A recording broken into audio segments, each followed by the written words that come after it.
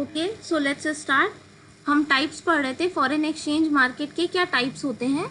Foreign exchange market के to main types हैं, पहला आपका स्पॉट मार्केट है और दूसरा आपका फॉरवर्ड मार्केट है। स्पॉट मार्केट की डेफिनेशन देख लेते हैं। Spot market, a spot market is the immediate delivery market representing that segment of the foreign exchange market wherein the transactions, sale and purchase of currency are settled within 2 days of the deal.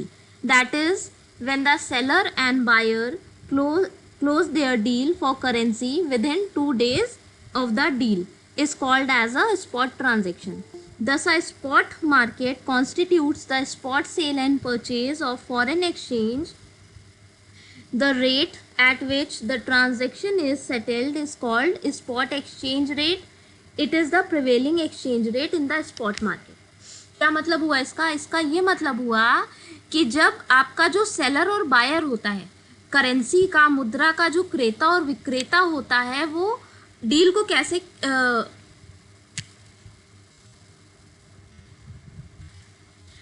कैसे move on करता है, कैसे forward करता है आगे, वो क्या करता है, वो आपका जो ट्रांजैक्शन है वो ऑन द स्पॉट करता है ना। आपका जो ट्रांजैक्शन है वो ऑन द स्पॉट करता है, इमीडिएट डिलीवरी होती है। देखिए यहाँ पर फर्स्ट लाइन में लिखा भी है, spot market is the immediate delivery market. यहाँ पर करेंसी आप जब चेंज करना चाहते हो, कन्वर्ट करना चाहते हो किसी एक करेंसी को दूसरी करेंसी में, सपोज आपके पास इंडियन रुपीज़ है और आपको डॉलर की ज़रूरत है और आप डॉलर को, इंडियन रुपीज़ को डॉलर में कन्वर्ट कराने स्पॉट मार्केट में जाते हो, तो वहाँ पे गारंटी होती है कि आपके रुपीज़ को डॉलर में कितने दिन में कन्वर्ट कर दिया जाएगा, विद इन 2 डेज़। अगर आज आप डील कर रहे हो तो विद इन 2 डेज़, यानी कि कल या परसों में आपको आपके डॉलर्स मिल जाएंगे रुपीज़ से कन्वर्ट होके। अगर आप स्पॉट मार्केट में ट्रांजैक्शन करने जा रहे हो तो वहाँ पे डिलीवरी कैसी होती है, वो इमीडिएट होती है ना, ऑन द स्पॉट ट्रांजैक्शन होता है। तो ऐसी मार्केट को हम क्या कहेंगे, ऐसी मार्केट को जहाँ पर इमीडिएट डिलीवरी होती है, गुड्स यहाँ पर अगर गुड्स वर्ड कहीं भी यूज़ हो रहा है तो उसका क्या मतलब होगा, करेंसी होगा। ठीक है, करेंसी का ऑन द स्पॉट डीलिंग अगर हो रही है तो उस मार्केट को हम क्या कहेंगे, हम उस मार्केट को कहेंगे स्पॉट मार्केट। और उस मार्केट में जो रेट चल रहा होगा, जो एक्सचेंज रेट स्पॉट मार्केट में प्रिवेल कर रहा होगा, उसे हम क्या कहेंगे, उसे हम कहेंगे स्पॉट एक्सचेंज रेट। ठीक है, इसमें देखिए नीचे की लास्ट थर्ड लाइन में देखिए, the rate at which the transaction is settled is called spot exchange rate. Spot market में जो ट्रांजेक्शन होता है उसको स्पॉट ट्रांजेक्शन कहते हैं, और उस स्पॉट ट्रांजैक्शन के लिए जो रेट चल रहा होता है वहाँ पे, उसे हम क्या कहते हैं, उसे हम कहते हैं स्पॉट एक्सचेंज रेट। क्लियर? ये आपको क्लियर हो गया होगा कि स्पॉट मार्केट का मतलब होता है जब हम ऑन द स्पॉट डीलिंग करते हैं, ऑन द स्पॉट ट्रांजैक्शन करते हैं करेंसी का, तो वो आपका स्पॉट मार्केट में जाता है। और इस तरह की डीलिंग स्पॉट ट्रांजैक्शन कहलाती है, और इस तरह की डीलिंग जिस रेट पर प्रिवेल होती है वो स्पॉट एक्सचेंज रेट कहलाता है। अब हमारा सेकेंड टाइप है जो कि है फॉरवर्ड मार्केट। फॉरवर्ड मार्केट क्या होता है देख लेते हैं। The forward exchange market refers to the transaction, sale and purchase of foreign exchange at some specified date in the future, usually after 90 days of the deal. क्या कहने का मतलब हुआ, जो आपका फॉरवर्ड एक्सचेंज मार्केट है वहाँ पे जो ट्रांजैक्शन हो रहा है, ट्रांजैक्शन से क्या मतलब है, sale and purchase of currency. पहली बात तो जब आप फॉरेन एक्सचेंज मार्केट में डील कर रहे हो तो आप किससे डील कर रहे हो, करेंसी से डीलिंग कर रहे हो। जितनी भी डीलिंग है वो किस में हो रही है, वो करेंसी में हो रही है। दूसरी बात, करेंसी में अगर आप डीलिंग कर रहे हो तो 2 ही काम हो सकते हैं, या तो आप सेल कर रहे होगे या तो आप परचेज कर रहे होगे। ठीक, तो इस तरह का ट्रांजैक्शन जहाँ पर आप करेंसी को या तो सेल कर रहे हो या परचेज कर रहे हो, अगर वो आप एक स्पेसिफाइड डेट पर करते हो जो कि एक फ्यूचर की डेट होती है, तब हम उसे क्या कहेंगे, हम उसे कहेंगे फॉरवर्ड मार्केट। और जो ये फ्यूचर की डेट होती है ये यूजुअली कितने टाइम की आप दे सकते हो, यूजुअली आफ्टर 90 डेज। ये कंपल्सरीली नहीं लिखा है, ध्यान रखिएगा, ये यूजुअली लिखा है। जनरली जो लोग ट्रांजेक्शन करते हैं उनकी डेट कितने टाइम बाद तक की हो सकती है, 90 डेज तक की, मतलब 30 डेज बाद की, 40 डेज बाद की, 60 डेज बाद की, ऐसे करके आपकी वो डीलिंग हो सकती है।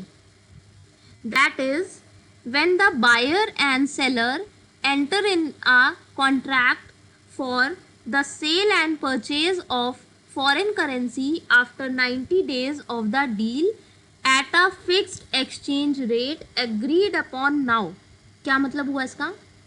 इसका ये मतलब हुआ कि स्पॉट मार्केट में तो जो आपका रेट चल रहा था, मार्केट में चल रहा था, उस पर आप डीलिंग कर रहे थे, है ना। स्पॉट मार्केट का ये मतलब हुआ ना कि इमीडिएटली आप मार्केट में गए, उस वहाँ पर जो रेट चल रहा है आपने वहाँ पर डीलिंग करी और विद इन 2 days आपको करेंसी मिल गई, या आप करेंसी बेच रहे हो तो आपने वो करेंसी किसी और को बेच दी। और जब आप फॉरेन मार्केट में, फॉरेन एक्सचेंज मार्केट में फॉरवर्ड मार्केट की बात करते हो तो इसका क्या मतलब होता है कि जो आपकी डीलिंग है वो तो आगे की डेट पर होगी, पर उसका रेट हम कब फिक्स करेंगे? उसका रेट हम आज की डेट में फिक्स कर लेंगे। देखिए लिखा भी हुआ है इसीलिए यहाँ पर thus when the buyer and seller into a contract for the sale and purchase of foreign currency after 90 days of a deal at a fixed exchange rate agreed upon now। agreed upon now का क्या मतलब हुआ? आपकी deal आज से 30 दिन बाद हो, 60 दिन बाद हो, 90 दिन बाद हो, लेकिन आपका रेट कौन सा होगा? आपका रेट वो होगा जो आज की डेट में चल रहा है, या आज की डेट में आप लोगों ने फिक्स किया है आपस में कंसल्ट करके। क्योंकि कोई भी डीलिंग होगी, कोई भी ट्रांजेक्शन होगा तो वहाँ पे कितनी पार्टीज इन्वॉल्व होगी? वहाँ पे ऑब्वियसली वहाँ पे 2 पार्टीज इन्वॉल्व होंगी। तो जब 2 पार्टीज किसी भी डीलिंग में इन्वॉल्व होंगी तो म्यूचुअल अंडरस्टैंडिंग से या दोनों लोग आपस में बात करके जो एक रेट तय करेंगी वो हमारा क्या कहलाएगा? फॉरवर्ड रेट कहलाएगा। और उस पर जो ट्रांजेक्शन होगा उसे हम क्या कहेंगे? उसे हम कहेंगे फॉरवर्ड ट्रांजेक्शन। उसके बाद देखिए thus the forward market constitutes the forward transactions in foreign exchange, the exchange rate at which the buyer and seller settle the transaction in forward market, it is known as forward exchange rate। Forward market में जब हम forward transaction को करते हैं उस समय हम जिस रेट का यूज़ करते हैं वो उसे हम किस नाम से जानते हैं? उसे हम कहते हैं फॉरवर्ड एक्सचेंज रेट। इससे पहले की क्लास में आपको याद होगा मैंने एक वर्ड आपने सुना होगा मेरे मुंह से, दैट इज हेजिंग, है ना। फॉरेन एक्सचेंज मार्केट के जब मैं फंक्शंस बता रही थी तब मैंने एक वर्ड यूज़ किया था हेजिंग फंक्शन। तो ये जो फॉरवर्ड मार्केट होती है और ये फॉरवर्ड कॉन्ट्रैक्ट होता है, फॉरवर्ड रेट होते हैं, ये उसी हेजिंग के लिए यूज़ किए जाते हैं। एग्जाम्पल देके समझाती हूँ। जैसे कि सपोज आपको लग रहा है 2 महीने बाद डॉलर के रेट बहुत ज़्यादा बढ़ जाएंगे, यूएस डॉलर के रेट बहुत ज़्यादा 2 महीने बाद बढ़ जाएंगे, और आपको कोई डील करनी है 2 महीने बाद, तो आप क्या करोगे? आप आज की डेट में डील फिक्स कर लोगे। सपोज आपने और आपका जो भी अदर पार्टी है, अगर आप सेलर हो तो जो बायर है, या अगर आप बायर हो तो जो सेलर है, आपने उसके साथ डील फिक्स कर ली। आपने कहा कि हम डील करेंगे $1 इक्वल्स टू 60 रुपीज़ पर। इस रेट पर हम मानेंगे $1 इक्वल्स टू 60 रुपीज़। अब आज से महीने भर या 2 महीने बाद जब भी वो आप डील प्रोसेस करते हो उस टाइम पर रेट कितना भी हो, उस समय ये भी हो सकता है कि $1 70 रुपीज़ का चल रहा हो, और ये भी हो सकता है कि $1 आपका 50 रुपीज़ का चल रहा हो। ऐसी कंडीशन में क्या होगा? आपकी जो डील होगी वो किस रेट पर होगी? जो आपने आज की डेट में फिक्स करी थी। मतलब डॉलर का रेट, यूएस डॉलर का रेट उस समय चाहे 60 हो, चाहे 70 हो, चाहे 50 हो, आपकी डील किस पर होगी? आपकी डील 60 रुपीज़ पर ही फाइनल की जाएगी, क्योंकि रेट आपने कब फिक्स करा था? आज फिक्स करा था। डील आपकी 2 महीने बाद होगी, पर आपने रेट कब फिक्स कर लिया था? उसका कॉन्ट्रैक्ट साइन कब कर लिया था? आज कर लिया था। इसी को हम फॉरवर्ड कॉन्ट्रैक्ट कहते हैं। जिस रेट पर हम ये फॉरवर्ड ट्रांजेक्शन करते हैं उसे हम फॉरवर्ड रेट कहते हैं, और जिस जगह पे हम ये ट्रांजेक्शन करते हैं उसे हम फॉरवर्ड मार्केट कहते हैं। क्लियर? तो ये फॉरवर्ड मार्केट बेसिकली किसके लिए होती है? ये होती है हेजिंग के लिए। आप जब रिस्क को कम करना चाहते हो, क्योंकि आपने देखा है जो एक्सचेंज रेट होता है, विनिमय दरें होती हैं, उसमें फ्लक्चुएशन काफ़ी ज़्यादा होता है, घटती बढ़ती काफ़ी ज़्यादा है टाइम टू टाइम। तो अगर आप पहले से रेट फिक्स नहीं करोगे तो हो सकता है आपको लॉस हो जाए। Please mute your self. Next हम देखते हैं स्पॉट मार्केट और फॉरवर्ड मार्केट के बीच का डिफरेंस। जब आप डिफरेंस के फॉर्म में इसी को देखोगे तब आपको इजीली समझ में भी आ जाएगा और याद भी हो जाएगा। स्पॉट मार्केट का फर्स्ट पॉइंट देखते हैं. If the operation is of daily nature it is called spot market और current market handles only spot transaction और current transaction in foreign exchange. क्या मतलब हुआ? जब आपके ऑपरेशंस डेली नेचर के होते हैं. फॉरवर्ड मार्केट में आप डेली नेचर के ट्रांजेक्शन नहीं करोगे, क्योंकि फॉरवर्ड मार्केट में तो आपकी डीलिंग कुछ टाइम बाद होगी ना, 30 दिन बाद, 60 दिन बाद, जो भी आपने फिक्स करा है. तो ऑब्वियस सी बात है कि जो डेली नेचर के ट्रांजेक्शन है वो आपको कहाँ प्रोसेस करने पड़ेंगे? वो आपको करने पड़ेंगे स्पॉट मार्केट में. वो फॉरवर्ड मार्केट में पॉसिबल नहीं है. दूसरी लाइन क्या लिखी है? हैंडल्स ओनली स्पॉट ट्रांजेक्शन और current transaction in foreign exchange. जो आपका स्पॉट मार्केट होता है वो किस तरह का होता है? वो होता है इस नेचर का कि वो सिर्फ स्पॉट ट्रांजेक्शन्स को ही प्रोसेस करता है, स्पॉट ट्रांजेक्शन्स को ही कंसीडर करता है. जो स्पॉट ट्रांजेक्शन्स हो रहे होते हैं, जो आपको तुरंत करने होते हैं ट्रांजेक्शन्स, सिर्फ उन्हीं को कंसीडर करता है, बाकी किसी ट्रांजेक्शन को, फ्यूचर वाले ट्रांजेक्शन को कंसीडर नहीं करता. अब हम आ जाते हैं इसके ऑपोजिट में, फॉरवर्ड मार्केट में. देख लेते हैं. A market in which foreign exchange is bought and sold. Foreign exchange का क्या मतलब है? यहाँ पे फॉरेन एक्सचेंज मतलब फॉरेन करेंसी. ठीक है. A market in which foreign exchange is bought and sold for future delivery is known as forward market. It deals with transaction, sale and purchase of foreign exchange which are contracted today but implemented sometimes in future. क्या मतलब हुआ इसका? जब हम foreign exchange की या foreign currency की को खरीदते हैं या उसकी बिक्री करते हैं किसी फ्यूचर डिलीवरी के लिए, है ना. आपने देखा था कि जो करेंसी की डिलीवरी होती है वो कब होती है? वो फ्यूचर डेट पे होती है. रेट हमारा आज का होता है पर डिलीवरी हमारी फ्यूचर में होती है. ठीक है. जो आप करेंसी दोगे या करेंसी लोगे, क्रय विक्रय जो भी होता है, बाइंग एंड सेलिंग, वो कब होता है? वो आगे की किसी डेट पर होता है, पर रेट हमारा आज का होता है. तो वो हम किस में करेंगे? वो हम करेंगे प्रोसेस फॉरवर्ड मार्केट में. ठीक है. और वही चीज़ इसमें लिखी है कि जो हमारा कॉन्ट्रैक्ट साइन होता है, देखिए लिखा है which is contracted today but implemented sometimes in future. Contract sign तो हम आज कर लेते हैं, हम आज तय कर लेते हैं कि हमें इस सेलर से इतनी इतनी करेंसी, इस कंट्री की इतनी इतनी करेंसी इतने रुपए में खरीदनी है. मतलब हमने उसकी डेट भी फाइनल कर ली, किस रेट पे हम परचेज करेंगे वो भी फाइनल कर लिया, किस सेलर से या किस डीलर से हम परचेज करेंगे वो भी फाइनल हो गया, और किस देश की करेंसी हमें खरीदनी है वो भी फाइनल हो गया. मतलब सारी चीज़ें फाइनल आज की डेट में होंगी. जो कॉन्ट्रैक्ट होगा वो कब साइन होगा? वो आज की डेट में होगा, पर जो हमारा डीलिंग होगी वो कब होगी? देखिए लिखा है इम्प्लीमेंटेड समटाइम्स इन फ्यूचर. जो उसका इम्प्लीमेंटेशन होगा वो कब होगा? वो किसी फ्यूचर की डेट पे होगा. नेक्स्ट देखते हैं. नेक्स्ट पॉइंट, स्पॉट मार्केट पे आ जाइए. The exchange rate that prevails in the spot market for foreign exchange is called spot rate. Spot market में जो रेट चल रहा होता है जिस पे हम स्पॉट ट्रांजेक्शन कर रहे हैं उस रेट को क्या कहते हैं? उस रेट को हम कहते हैं स्पॉट रेट, है ना.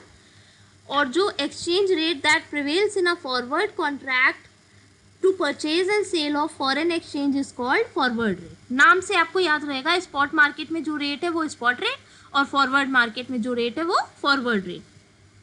नेक्स्ट देखते हैं. Spot rate of exchange refers to the rate at which foreign currency is available on the spot, not quoted in premium or discount, and here no specified reason. अब हम इधर पहले forward का देख लेते हैं, तब आपको ये पॉइंट समझ में आएगा. Forward rate is the rate which a future contract for foreign currency is made quoted in premium or discount. क्या मतलब हुआ?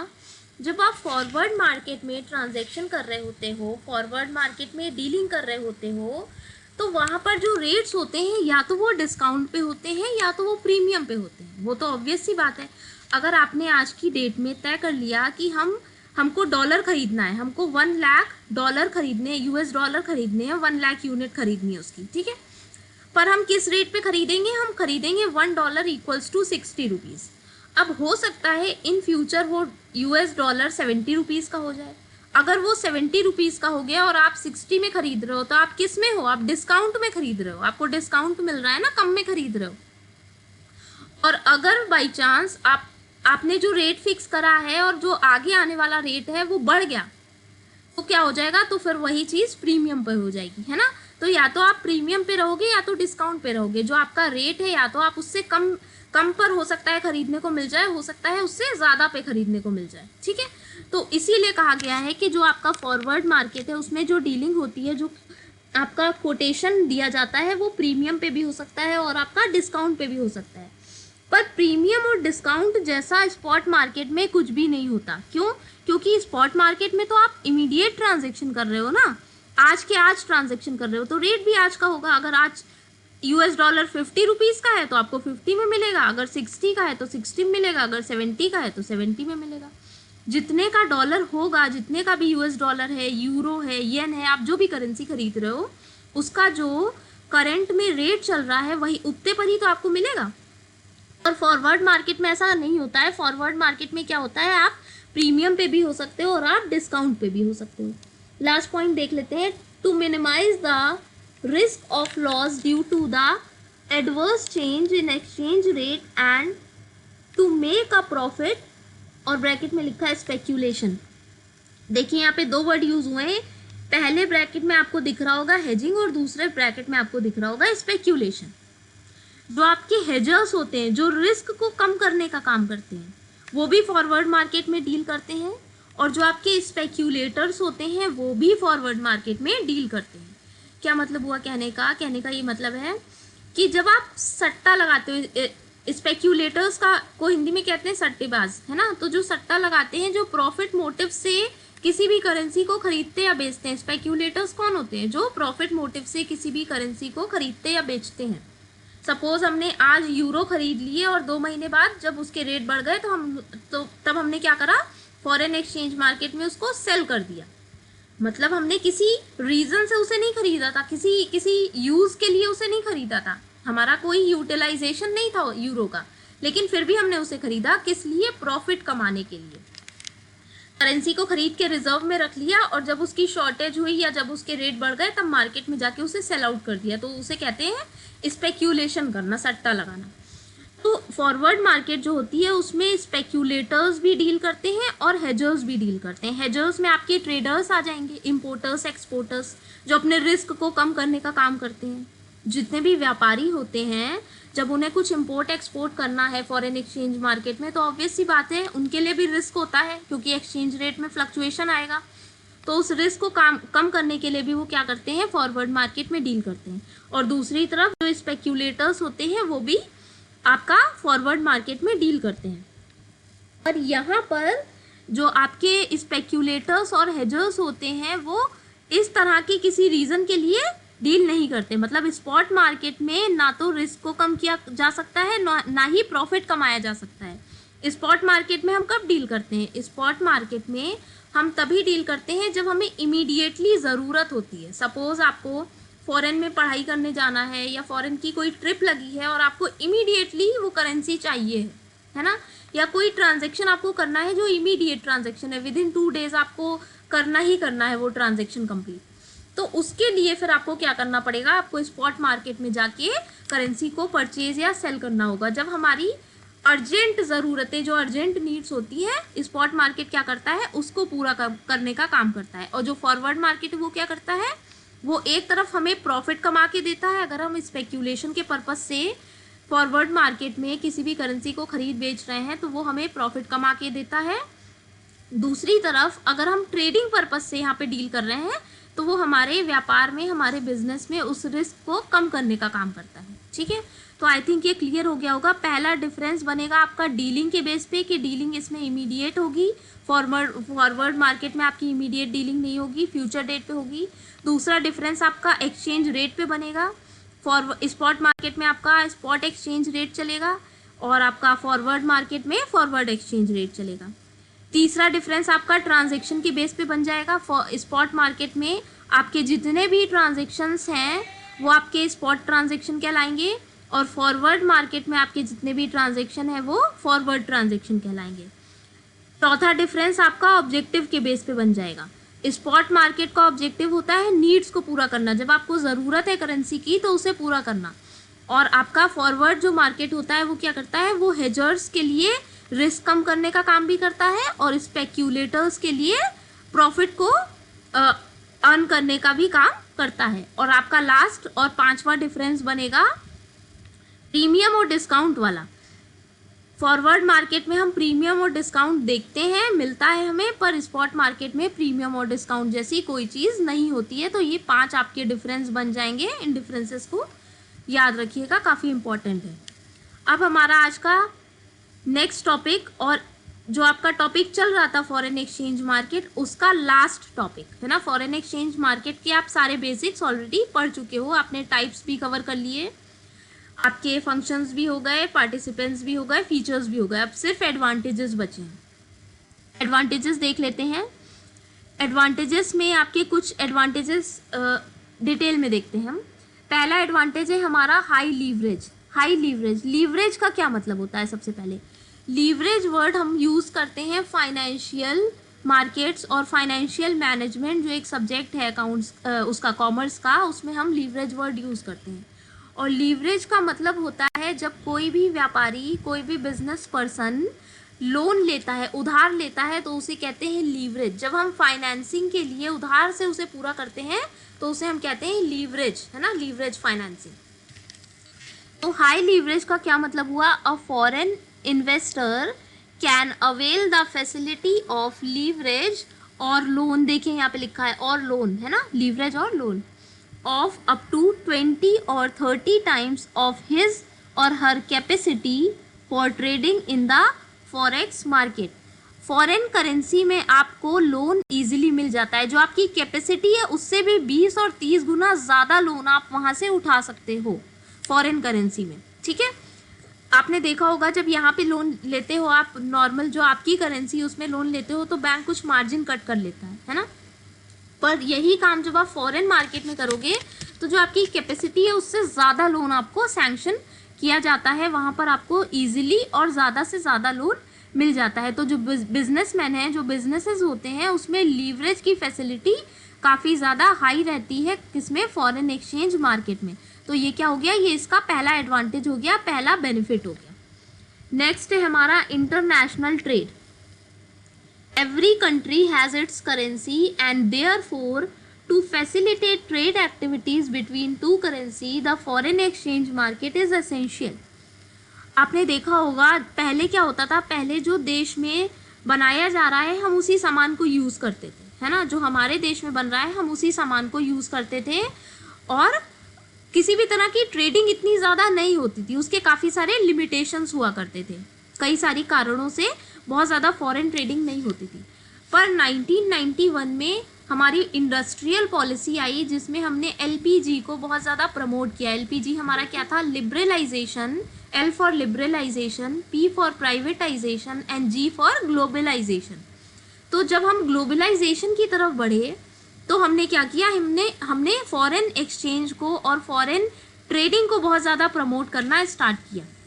हमारे देश में बहुत ज़्यादा इंपोर्ट और एक्सपोर्ट होने लगा। जो सामान हम बहुत अच्छे से और बहुत कॉस्ट इफ़ेक्टिव तरीके से बना सकते हैं वो सामान हम क्या करते हैं? बाहर के देशों में एक्सपोर्ट करते हैं। और जिन सामान को हमारा देश बहुत कॉस्टली पड़ता है हमें बनाने में, उसे हम क्या करते हैं? उसे हम इंपोर्ट करते हैं।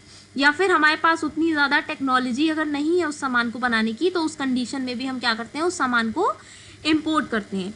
तो जब आप ग्लोबलाइजेशन की बात करते हो, जब वैश्वीकरण की बात करते हो और इंटरनेशनल ट्रेड की बात करते हो, तो ऐसी कंडीशन में जो फॉरेन एक्सचेंज मार्केट होता है वो क्या हो जाता है? बहुत ही ज़्यादा ज़रूरी हो जाता है। क्योंकि आप इंपोर्ट एक्सपोर्ट कैसे करोगे या फॉरेन ट्रेडिंग, इंटरनेशनल ट्रेडिंग कैसे करोगे अगर आपके पास फॉरेन करेंसी नहीं होगी? तो आपको पेमेंट तो फॉरेन करेंसी में करना पड़ेगा ना।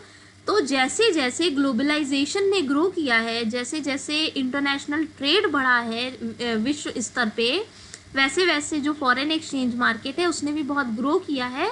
और foreign exchange market international trade के लिए क्या हो गई है? बहुत ही ज़्यादा एसेंशियल हो गई है, बहुत ही ज़्यादा ज़रूरी हो गई है। फॉरेन एक्सचेंज मार्केट के बिना हम इंटरनेशनल ट्रेड को इमेजिन भी नहीं कर सकते, है ना। जो हमारा अंतर्राष्ट्रीय व्यापार है हम उसकी कल्पना भी नहीं कर सकते अगर हम फॉरेन एक्सचेंज मार्केट की बात ना करें तो। नेक्स्ट हमारा है ट्रेडिंग ऑप्शन। इसमें देखिए क्या लिखा है? फॉर द स्पेक्यूलेटर्स और traders foreign exchange market is just like other financial markets. where they can make money on short term fluctuation in the currency। क्या मतलब हुआ?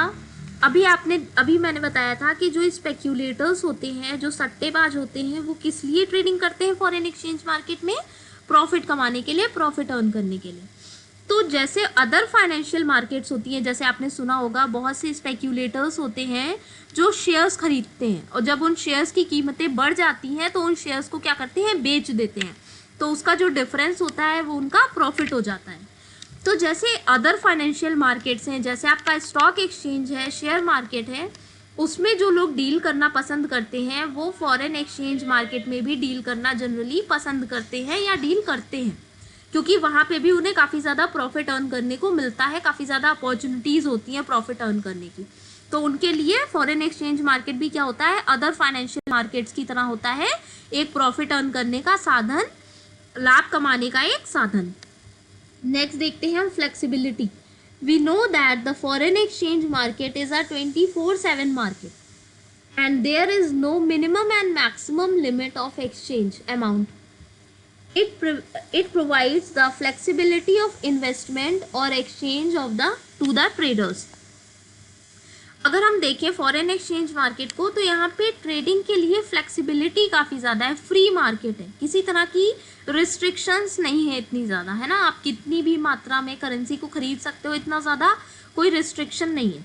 और दूसरी बात, ये 24/7 मार्केट है, तो जो डीलिंग होती है वो बहुत ही आसान हो जाती है, कोई ऐसा पर्टिकुलर टाइम नहीं है। आपने स्टॉक एक्सचेंज के बारे में जब आप न्यूज़ सुनते होगे तो आपने सुना होगा निफ्टी इतने पर बंद हुआ, सेंसेक्स इतने पर बंद हुआ, या स्टॉक मार्केट आज इतने पॉइंट्स गिरा, इतने पर बंद हुआ।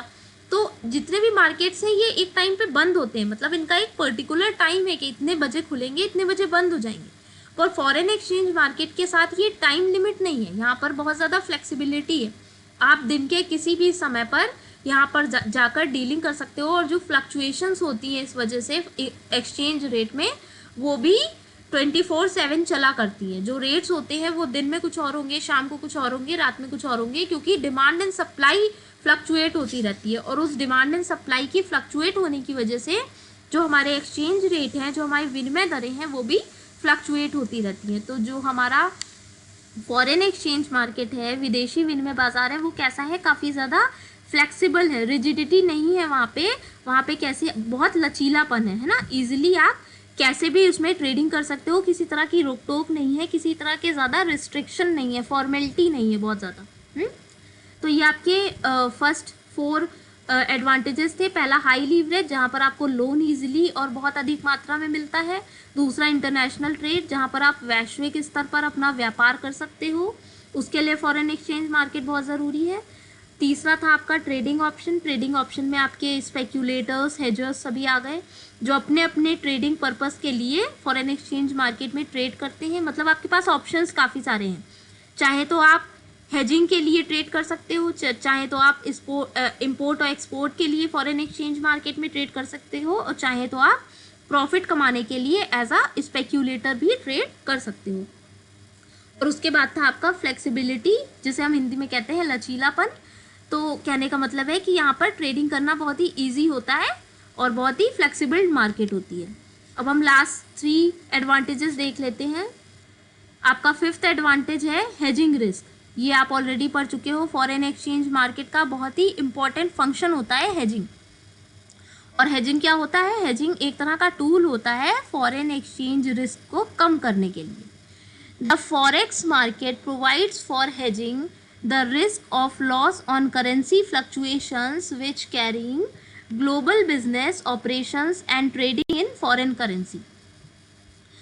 अगर हम बिजनेस की बात करें तो वैसे तो हर तरह के बिजनेस में कुछ ना कुछ रिस्क होता है, किसी में ज़्यादा होता है, किसी में कम होता है। हर तरह के बिजनेस में कहीं ना कहीं आपको रिस्क देखने को मिलता है।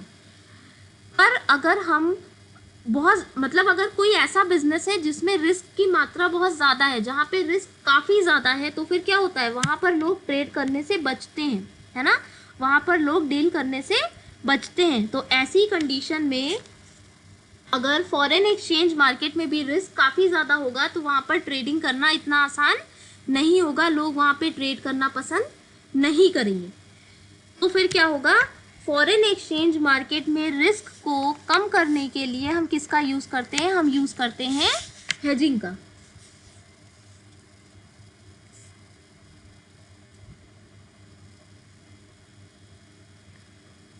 वेट अ मिनट बेटा, स्लाइड आगे नहीं जा रही है, आई कैन सी।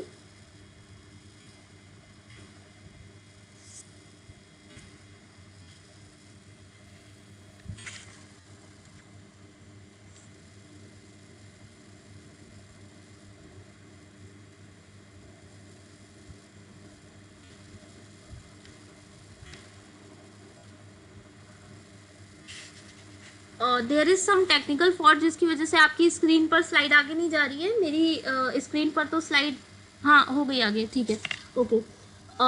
सो हम फिफ्थ वाले एडवांटेज की बात कर रहे थे जो आपका था हेजिंग रिस्क। आपका जो फॉरेन एक्सचेंज मार्केट है उसका एक बहुत इंपॉर्टेंट फंक्शन होता है and that is hedging. Hedging के थ्रू हम क्या करते हैं? रिस्क को कम कर लेते हैं, है ना। The foreign exchange market provides the hedging the risk of loss on currency fluctuation while carrying global business operations and trading in foreign currencies। क्या मतलब हुआ? जब आप फॉरेन एक्सचेंज मार्केट की बात करते हो तो वहाँ पे फ्लक्चुएशन काफ़ी ज़्यादा देखने को मिलते हैं। आपके एक्सचेंज रेट में उतार चढ़ाव बहुत ज़्यादा देखने को मिलते हैं। आज कुछ और एक्सचेंज रेट होगा, कल कुछ और होगा। तो अगर एक्सचेंज रेट में फ्लक्चुएशन बहुत ज़्यादा है, अगर आपके विनिमय दर में उतार चढ़ाव बहुत ज़्यादा है, तो ऑब्वियस सी बात है इसकी वजह से क्या होगा? रिस्क रेज होगा। सपोज आपने सोचा कि मुझे कल इतनी करेंसी खरीदनी है। जो ट्रेडर्स होते हैं वो तो बल्क में डीलिंग करते हैं ना, वो 10 और 12 करेंसी 15 करेंसी तो खरीदते नहीं है यूनिट्स में, वो तो बल्क में खरीदते हैं। तो उन्होंने जो पॉइंट्स में फ़र्क आता है एक्सचेंज रेट में, जब वो बल्क में डीलिंग कर रहे हैं तो उन पॉइंट्स का फ़र्क भी क्या होता है? बहुत ज़्यादा ह्यूज हो जाता है ऐसी कंडीशन में। तो इस वजह से जो आपके पॉइंट्स में भी जो फ्लक्चुएशन आ रहे हैं उसकी वजह से जो आपकी ट्रेडर्स हैं, इम्पोर्टर्स एक्सपोर्टर्स हैं, उनको बहुत ज़्यादा लॉस का सामना करना पड़ता है। तो ऐसी कंडीशन में वो क्या करते हैं? ऐसी कंडीशन में वो हेजिंग का यूज़ करते हैं।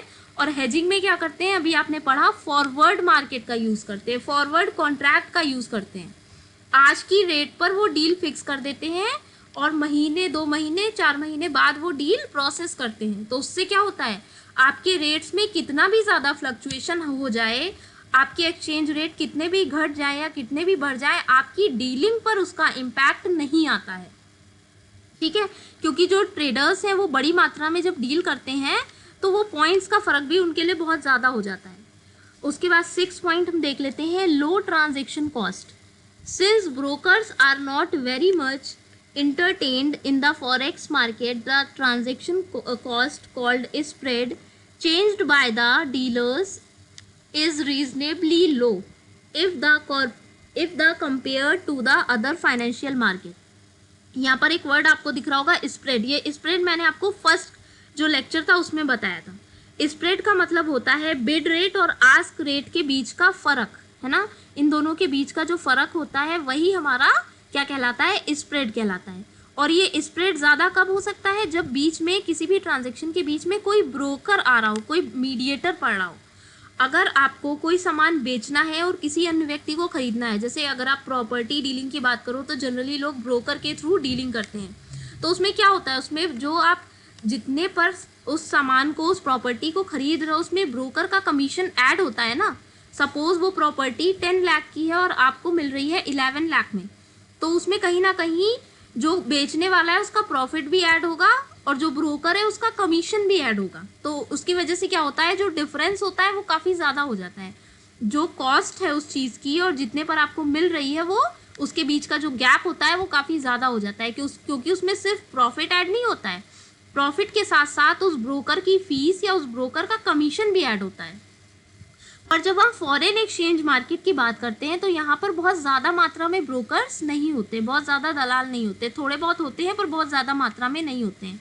आपने जब इसकी कैरेक्टरिस्टिक्स पढ़ी थी तो उसमें था कि जो डीलिंग होती है वो दोनों पार्टीज़ एक साथ कर सकती है। आपने OTC में पढ़ा था, ओवर द काउंटर मार्केट में था कि जो दोनों पार्टीज़ है, दोनों पार्टीज़ का मतलब जो बायर है और जो सेलर है वो बिना किसी ब्रोकर की हेल्प से आपस में ही डीलिंग कर सकते हैं। एक पार्टी करेंसी को बेचेगी, दूसरी खरीदेगी, किसी ब्रोकर की ज़रूरत नहीं होती है। और दूसरी बात, जो आपके रेट्स होते हैं उनको पता करने के लिए भी ब्रोकर की ज़रूरत आपको नहीं पड़ती है। जो उनका पोर्टफोलियो है, आप डायरेक्टली वहाँ जाकर उनके रेट्स को चेक कर सकते हो कि करंट में एक्सचेंज रेट आपका क्या चल रहा है किसी भी करेंसी के लिए।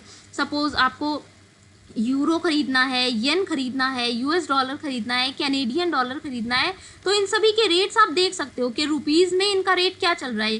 कैनेडियन डॉलर कितने का मिलेगा, यूएस डॉलर कितने का मिलेगा $1। तो उससे आप इजीली अपना रेट जो है वो निकाल सकते हो कि अगर हमें इतना डॉलर खरीदना है या इतना यूरो खरीदना है तो वो कितना निकल के आएगा। किसी ब्रोकर की ज़रूरत नहीं पड़ती। तो जब आपको ब्रोकर की ज़रूरत नहीं पड़ेगी तो ऑब्वियस सी बात है ना कि ब्रोकर को देने वाली फ़ीस या ब्रोकर को मिलने वाला कमीशन भी घट जाएगा आपके ट्रांजैक्शन से, और जब वो घट जाएगा तो आपकी ट्रांजैक्शन कॉस्ट कम हो जाएगी। इसी वजह से यहाँ पे लिखा है कि जो आपका स्प्रेड आता है, जो आपका दोनों रेट्स के बीच का जो डिफरेंस आता है वो इतना ज़्यादा नहीं होता है, वो पॉइंट्स में होता है जनरली, वो काफ़ी ज़्यादा नहीं होता क्योंकि उसमें कमीशन वगैरह कुछ भी ऐड नहीं होता, क्योंकि इस तरह की मार्केट में हमें ब्रोकर्स की ज़रूरत बहुत ही कम पड़ती है, बहुत ज़्यादा ब्रोकर्स की ज़रूरत नहीं पड़ती। और लास्ट है आपका इन्फ्लेशन कंट्रोल।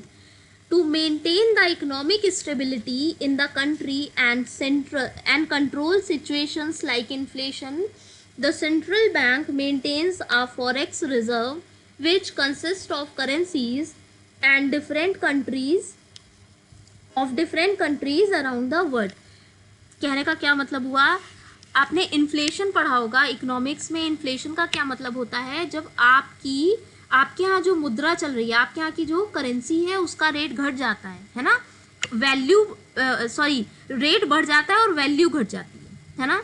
आप कहते थे पहले यही चीज़ हमें 10 रुपये में मिलती थी, अब वही चीज़ हमें 20 रुपये में मिलती है ना।